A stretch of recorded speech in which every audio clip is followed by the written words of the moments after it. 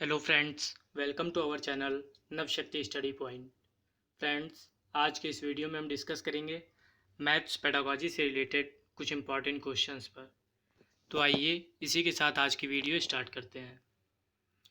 आज का first question है, कक्षा 2 के विद्यार्थियों को एक शिक्षक योग सिखा रहा है। निम्नलिखित में से कौन सी युक्ति का अनुसरण सर्वाधिक उपयुक्त है? इसका सही उत्तर होगा सी, योग को शाब्दिक प्रश्न द्वारा प्रस्तुत करना चाहिए। कक्षा 2 के विद्यार्थियों को योग सिखाते समय शाब्दिक प्रश्नों द्वारा प्रस्तुत करना चाहिए, जिससे छात्रों को समझने में आसानी होती है। जैसे 3 पेन और 4 पेन मिलकर 7 पेन होते हैं, पहले ये बताना चाहिए, उसके बाद छात्रों को बताना चाहिए कि 3 और 4 का योग 7 होता है। नेक्स्ट क्वेश्चन, कक्षा 2 के शिक्षक ने योग के निम्नलिखित शाब्दिक प्रश्नों को विद्यार्थियों को हल करने को दिया। एक टोकरी में 5 सेब हैं एवं उसमें 7 सेब और डाल दिए गए। अब टोकरी में कितने सेब हैं? इस प्रकार का शाब्दिक प्रश्न निम्नलिखित में से किस मॉडल से संबंधित है?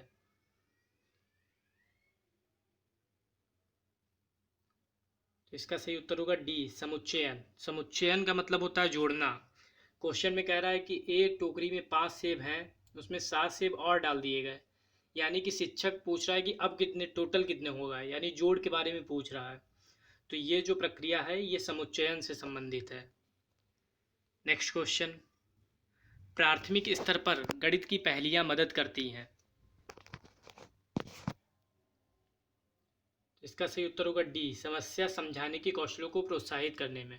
यहाँ पे सुलझाने होगा, समस्या सुलझाने के कौशलों को प्रोत्साहित करने में।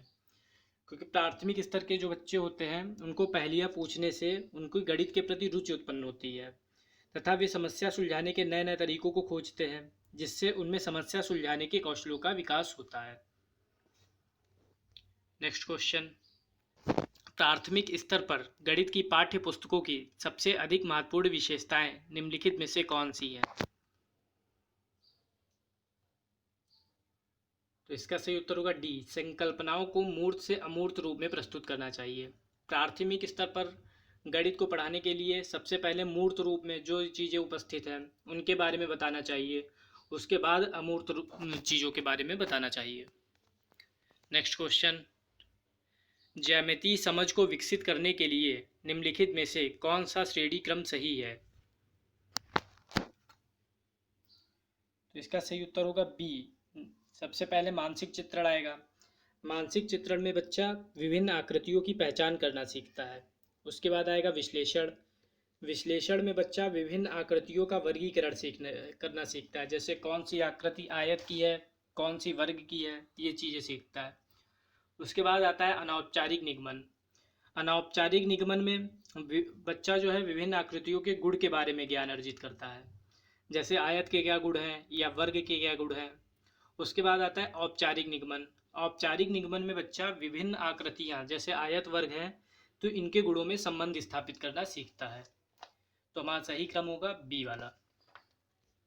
नेक्स्ट क्वेश्चन, कक्षा 4 के विद्यार्थियों को समझाने के लिए कि 1/10 1/100 से बड़ा है, निम्नलिखित में से कौन सी शिक्षण अधिगम सामग्री सर्वाधिक उपयुक्त है?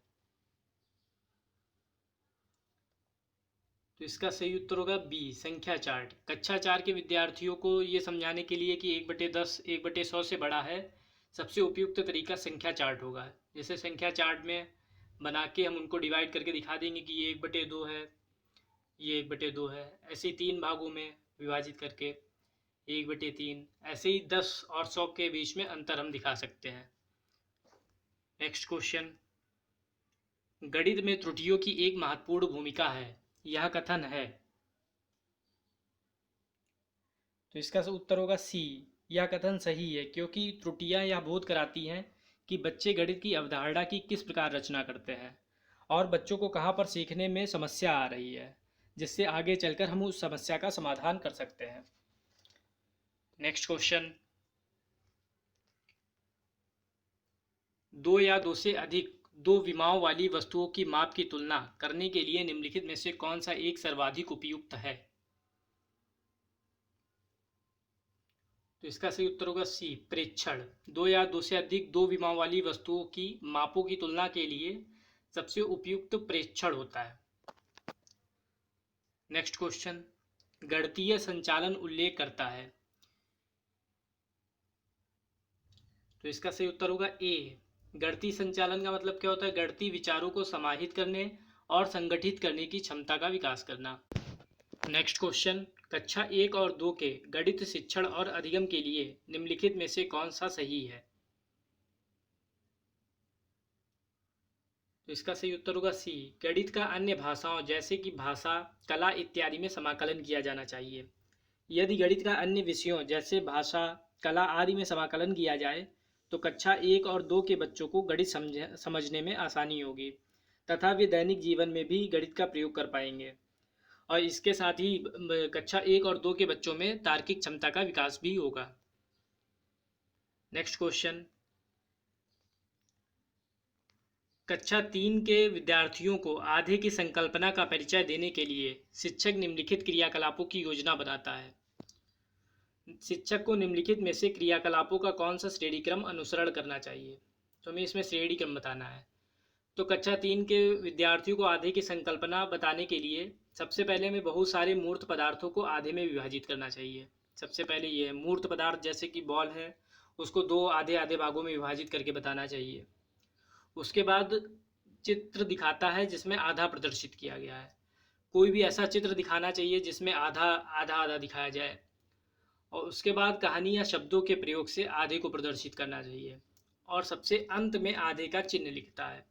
सबसे आखिरी में ये आधे का चिन्ह बताना चाहिए। तो हमारा सही उत्तर होगा ए। सबसे पहले 3 1 4 2।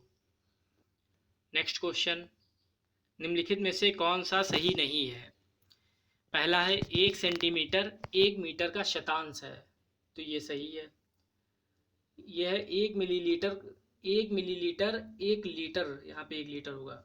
1 मिलीलीटर 1 लीटर का शतांश है।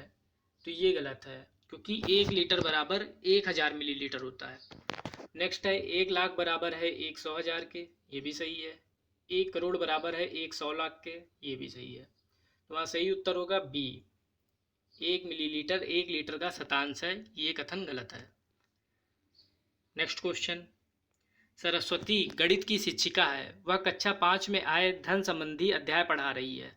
उनके अनुसार कोई वस्तु जितना स्थान घेरती है वह कहलाता है। इसका सही उत्तर होगा आयतन। कोई वस्तु जितना स्थान घेरती है उसे उस वस्तु का आयतन कहते हैं।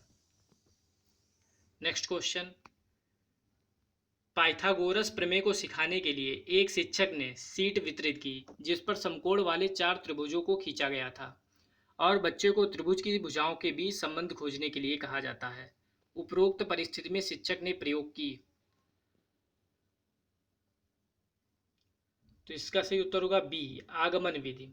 उपरोक्त परिस्थिति में शिक्षक ने आगमन विधि का प्रयोग किया क्योंकि सबसे पहले उसने शीट वितरित की जिस पर समकोण वाले 4 त्रिभुज खींचे गए थे। उसके बाद संबंध खोजने के लिए कहा गया, यानी कि हम उदाहरण से नियम की ओर जा रहे हैं। तो ये एक आगमन विधि का उदाहरण होगा।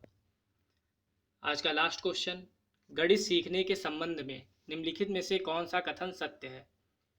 तो पहला है गणित केवल कठोर अभ्यास से सीखा जा सकता है, गलत। गणित सीखने के लिए कठिन विषय है, ये भी गलत है। आमतौर पर लड़कियां गणित में कमज़ोर होती हैं, ये भी गलत है। लास्ट है हर कोई गणित सीख सकता है, तो ये सही है। गणित सीखने के संबंध में यह कथन सही है क्योंकि हर कोई गणित सीख सकता है। तो फ्रेंड्स, अगर आपको आज की वीडियो पसंद आई हो तो लाइक, सब्सक्राइब और शेयर ज़रूर करें। धन्यवाद।